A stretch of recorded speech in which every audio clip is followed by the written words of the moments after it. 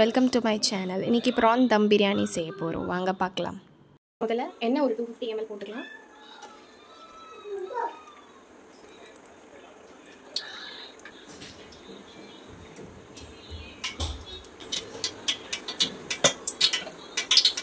பட்டை,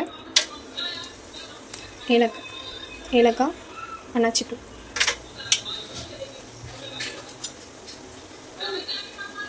லவங்கம். இப்போது 1 கிலோவுக்கு இவ்வளோ வெங்காயம் எடுத்திருக்கேன் பாருங்கள். இது ஒரு சைஸ் 6 வெங்காயம் இருக்கும். பெரிய சைஸ் இருந்துச்சுன்னா நான் 3 எடுத்திருக்கேன். நான் வந்து பெரிய வெங்காயம் தான் எடுத்திருக்கேன், அதனால் நான் 3 எடுத்திருக்கேன். மீடியம் சைஸ் இருந்துச்சுன்னா நீங்கள் 6 எடுத்துக்கோங்க. இப்போ நல்லா வந்து பண்ணுறேங்க. கொஞ்சம் உப்பு போட்டு மூடி வச்சிடலாம்.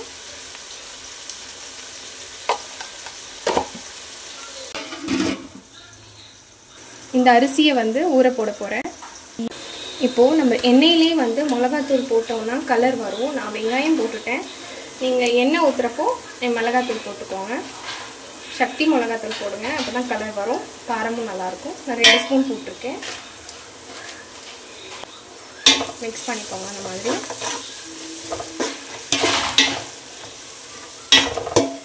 வெங்காயம் நல்லா வெந்துருச்சு. இப்போ இந்த ஸ்டேஜில் நம்ம இஞ்சி பூண்டு விழுத போடலாம். இஞ்சி பூண்டு வந்து நம்ம 200 கிராம்ஸ் போடலாம்.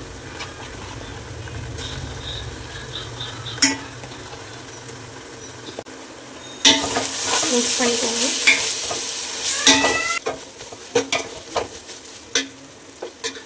இப்போ இந்த ஸ்டேஜில் கொஞ்சம் கொத்தமல்லி, புதினா போட்டுக்கலாம். 1 கிலோக்கு பாதி கட்டி எடுத்துருக்கேன். பாதி கட்டியே நீங்கள் வந்து ஒரு 100 கிராம்ஸ் கொஞ்சம் முன்னாடி போட்டுக்கோங்க. அதுக்கப்புறம் தக்காளி எல்லாம் போட்டதுக்கப்புறம் மறுபடியும் செகண்ட் பேட்சை போடலாம். ஓகேங்களா? இந்த மாதிரி மிக்ஸ் பண்ணிக்கோங்க. அப்போ தான் வந்து நம்ம ஆனியனில் வந்து அந்த புதினா, கொத்தமல்லி, ஸ்மெல்லாம் இறங்கினா டேஸ்ட் நல்லா. தக்காளி வந்து பெருசாக இருந்துச்சுன்னா 4 போடுங்க. சின்னதாக இருந்ததுன்னா, மீடியம் சைஸ் இருந்ததுன்னா ஒரு 6 போட்டுக்கோங்க. 6 to 7 அந்த மாதிரி போட்டுக்கோங்க. இப்போது தக்காளி போட்டுட்டு மூடி வச்சிடலாம். இப்போது மஞ்சள் தூள் வந்து 2 ஸ்பூன் போட்டுட்டேன்.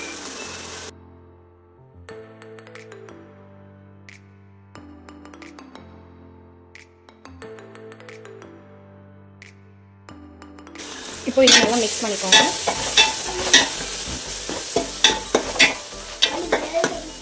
நான் ஒரு பேக்கெட் தயிர் 10 rupees ஒரு பேக்கெட் தயிர் போட்டிருக்கேன். அது வந்து 125 கிராம் இருக்குது. அது அப்படியே போட்டுடலாம்.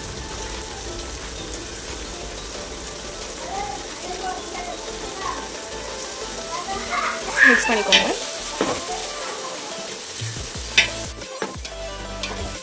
ஸ்மெல்லு சூப்பராக இருக்குது.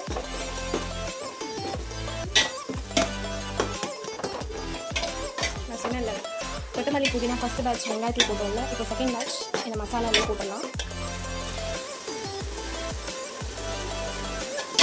இதை மிக்ஸ் பண்ணிக்கோங்க.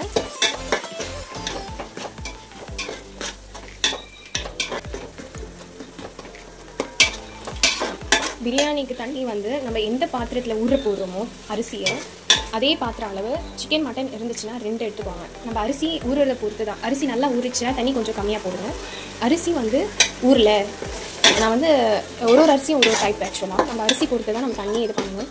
சில பழைய அரிசி இருக்கும், சிலது புது அரிசி இருக்கும். புது அரிசி வந்து நிறைய தண்ணி இழுக்காது, பழைய அரிசி வந்து தண்ணி இழுக்கும். நான் இந்த பாத்திரத்தில் நான் இந்த அரிசி அளவு எடுத்தேன் ஃபுல்லாக. இப்போது இதே பாத்திர அளவுக்கு நான் 1.5 போடுறேன். ஓகேங்களா? 1.5 அளவு தண்ணி போடுறேன்.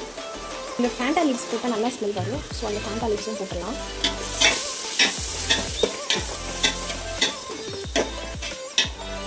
இப்போது இந்த ஸ்டேஜில் நம்ம வந்து உப்பு, காரம் எல்லாம் கரெக்டாக இருக்கான்னு பார்த்துக்கணும்.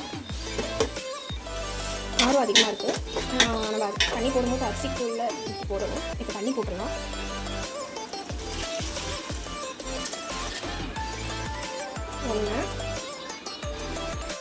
ஒன்றரை அளவு தண்ணி போட்டிருக்கேன். நம்ம ப்ரானை போட்டுடலாம் இதில். ஏன்னா நம்ம ப்ரான் வந்து நம்ம இது பண்ணும்போது போட்டோம், அது வந்து ரொம்ப இதுவாகிடும், உடஞ்சிரும். அதனால் இப்படி போட்டுருங்க. போட்டு மூடி வச்சிடலாம். 10 நிமிஷம் கொஞ்சம் வேகட்டும். வெந்துட்டுருக்கு தண்ணி. இப்போ இந்த ஸ்டேஜில் உப்பு கம்மியாக இருக்குது. அரிசி உள்ள உப்பு போடலாம். 2 ஸ்பூன். அதே மாதிரி காரமும் கம்மியாக இருக்குது. ஸோ 1 ஸ்பூன் வந்து நான் போடுறேன். நீங்கள் பார்த்து உங்களுக்கு எவ்வளோ தேவையோ நீங்கள் அவ்வளோ போட்டுக்கலாம்.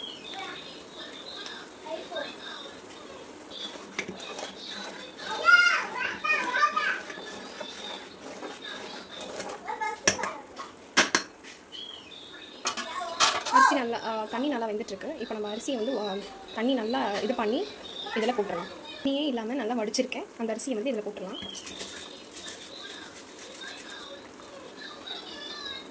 இப்போ நல்லா கலந்து விட்டுக்கோங்க. பார்த்தீங்களா எப்படி இருக்குது தண்ணி.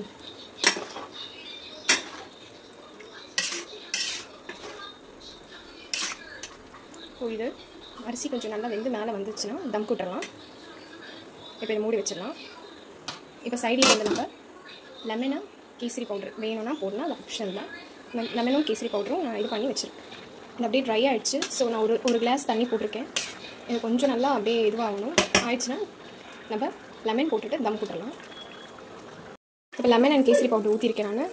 பார்த்தீங்கன்னா இவ்வளோ இருக்குது பார்த்தீங்களா. இப்போ நம்ம இதை தம்க்கு வச்சிடலாம். ஒரு துணி போட்டு மேலே லெட் வச்சு மூடிட்டு கீழே தவா வச்சுட்டா ஒரு 20 மினிட்ஸ் நம்ம தம்க்கு வச்சுட்டோம்னா பிரியாணி ரெடி ஆகிடும். வைக்கலாமா? இப்போ இந்த ஸ்டேஜில் துணி போட்டு துணி போட்டு நம்ம அந்த லெட்டை மூடி வச்சு தம்க்கு வச்சுட்டு மேலே ஏதாவது ஒரு வெயிட்டான பாத்திரம், இந்த பாத்திரத்தில் நான் தண்ணி போட்டு மேலே வச்சிடுறேன். இந்த மாதிரி வச்சுட்டு ஒரு 15 to 20 மினிட்ஸ் நம்ம தம்க்கு வச்சிடலாம். அப்புறம் பிரியாணி ரெடி ஆகிடும். ஃபுல்லான பிரியாணி ரெடி ஆகிடுச்சு.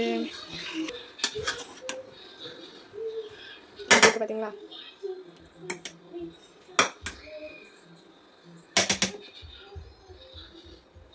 இப்படி உதியாக இருக்குது பார்த்தீங்களா. இந்த மாதிரி தான் இருக்கணும்.